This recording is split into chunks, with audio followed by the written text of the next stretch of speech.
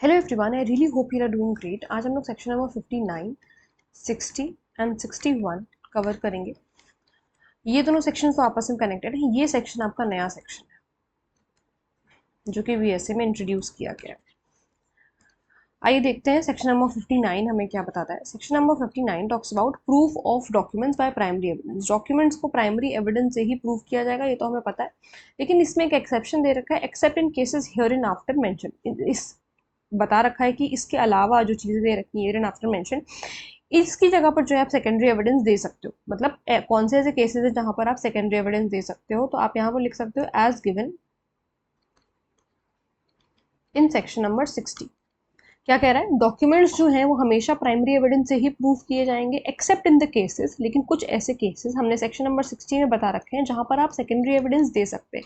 अब वो कौन से केसेस हैं, बहुत आसान है, इसमें कुछ ऐसा नहीं है जो नहीं समझ में आएगा।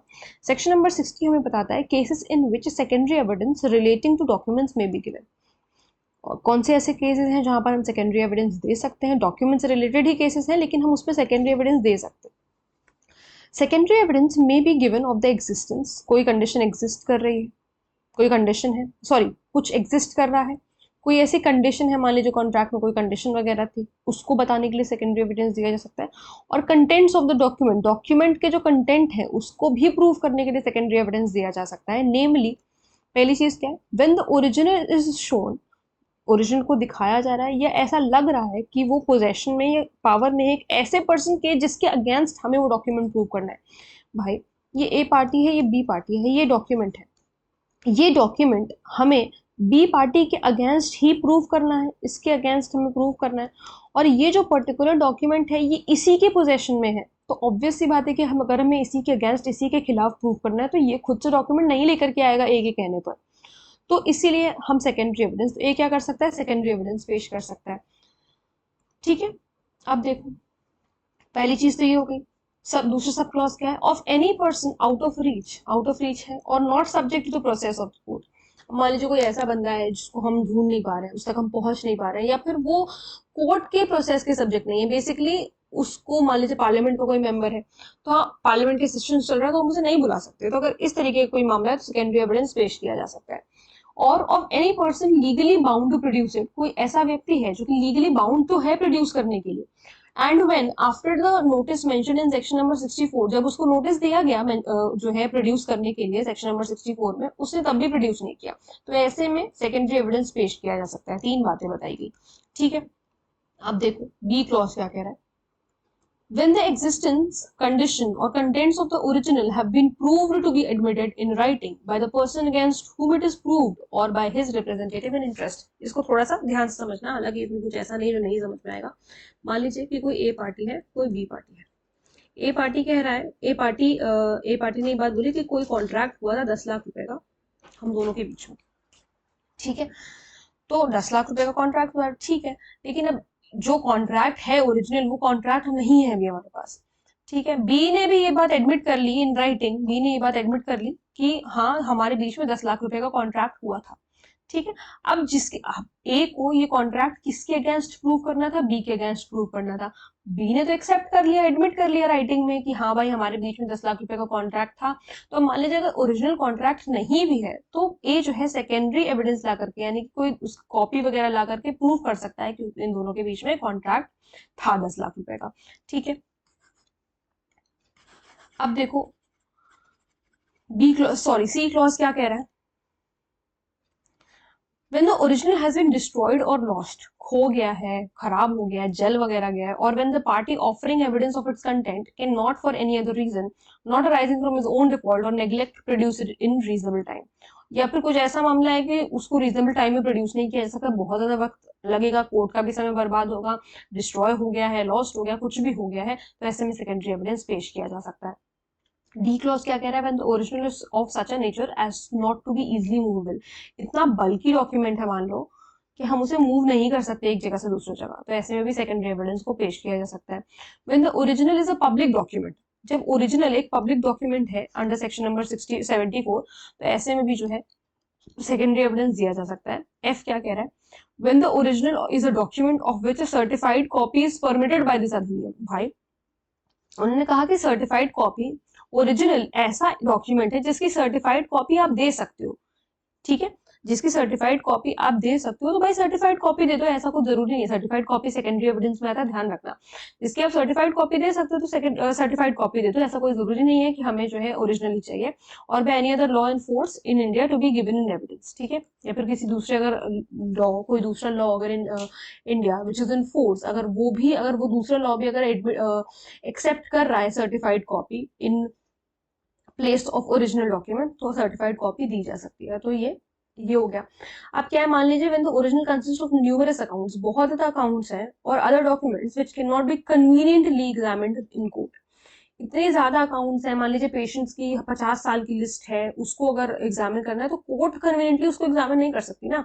And the fact to be proved is the general result of the whole collection, और जो फैक्ट को हमें प्रूव करना है, जो तथ्य हमें प्रूव करने हैं, वो 50 साल के पेशेंट्स, जितने भी पेशेंट थे, हमें उसके लिए प्रूव करना है। तो इतना न्यूमरस अकाउंट्स है, तो ये कोर्ट में लाना तो असंभव है, नहीं हो सकता, कोर्ट को कन्वीनियंटली एग्जामिन भी नहीं कर सकती, ठीक है।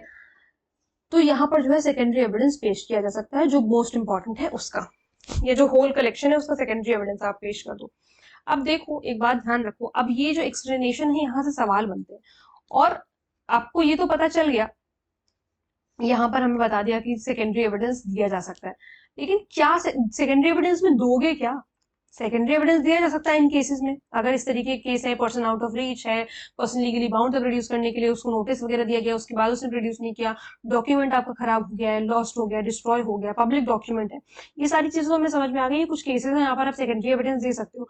लेकिन सेकेंडरी एविडेंस में क्या दोगे, कौन से डॉक्यूमेंट दोगे, तो ये हमें बता रखा है इन 4 क्लॉजेस में। कह रहा है for the purposes of clause A C D, कौन सा है, ए सी डी, इसके लिए और इसके लिए, ठीक है, पोजेशन और पावर वाला आपका, डिस्ट्रॉयड और लॉस्ट वाला, और इजिली मूवेबल अगर नहीं है तो any secondary evidence of the contents of the document is admissible. कोई भी किसी भी तरीके का सेकेंडरी एविडेंस आप दे सकते हो, किसी भी तरीके का सेकेंडरी एविडेंस देने का ये मतलब है कि जो सेकेंडरी एविडेंस हमें सेक्शन नंबर 58 में मेंशन कर रखे हैं। सेक्शन नंबर 58 में हमें क्या मेंशन कर रखा है, ये सारे सेकेंडरी एविडेंस हैं। सेकेंडरी एविडेंस में सर्टिफाइड कॉपी आ सकती है, कॉपी जो आपने बाय ओरिजिनल बना रखी है कोई मैकेनिकल प्रोसेस से, तो ये सारी चीजें यहाँ पर आएंगी। तो वो यहाँ पर कह रहा है। अब देखो क्या है क्लॉज बी, क्लॉज बी वही एडमिशन वाला ने पढ़ा, उसने राइटिंग में एडमिट कर लिया, भाई बी ने राइटिंग में एडमिट कर लिया कि हाँ हमारे बीच में 10 लाख रुपए कॉन्ट्रैक्ट था। तो अब यहाँ पर जरूरी नहीं है कि आप ओरिजिनल डॉक्यूमेंट लेकर के आओ, आप सेकेंडरी एविडेंस से प्रूव कर सकते हो। क्या प्रूव करोगे, रिटर्न एडमिशन बस अगर आप लेकर के आ गए, किसका, बी का, हमारे एग्जाम्पल में अगर आप रिटर्न एडमिशन लेकर के आ गए तो उतना काफी हो जाएगा, ठीक है, रिटर्न एडमिशन एडमिसिबल है। अब क्या है, क्लॉज ई और क्लॉज एफ में, क्लॉज ई क्लॉज एफ पब्लिक डॉक्यूमेंट है या कोई ऐसा डॉक्यूमेंट है जिसका सर्टिफाइड कॉपी दे सकते हो, तो उसका सर्टिफाइड कॉपी दे दो, but no other kind of secondary evidence is admissible. जहां पर हम सर्टिफाइड कॉपी कह रहे हैं वहां पर सिर्फ सर्टिफाइड कॉपी ही आप लगाओगे, ठीक है, पब्लिक डॉक्यूमेंट में भी और जहां पर सर्टिफाइड कॉपी एक्सेप्टेड है, इन दोनों केसेस में सर्टिफाइड कॉपी ही लगाई जाएंगी और कोई दूसरा kind of secondary evidence admissible नहीं है, ठीक है।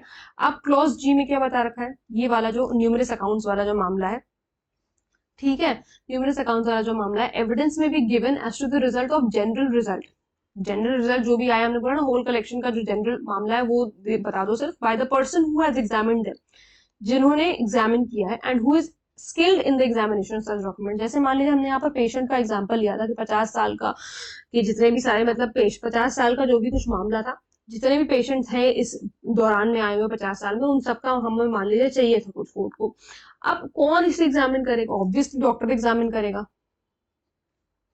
तो यहाँ पर जो डॉक्टर कह रहा है ना, उसने जो जनरल रिजल्ट दिया है वो काफी हो जाएगा, अगर उसको पेश कर दिया, जो स्किल्ड है उस एग्जामिनेशन में, अगर वो डॉक्टर जो भी कुछ कह रहा है वो अगर पेश कर दे तो that will be more than enough. तो ये है हमारा सेक्शन नंबर 60। इसको आप कनेक्ट कर सकते हो 58 के 8th पॉइंट के साथ। देखो 58 का 8th पॉइंट इस तरीके का कुछ था, ये evidence of a person who has examined document, ठीक है, अगर उसका एविडेंस है तो चल जाएगा, वो सेकेंडरी एविडेंस की कैटेगरी में आएगा। अब देखो सेक्शन नंबर 61 क्या कह रहा है, इलेक्ट्रॉनिक और डिजिटल रिकॉर्ड।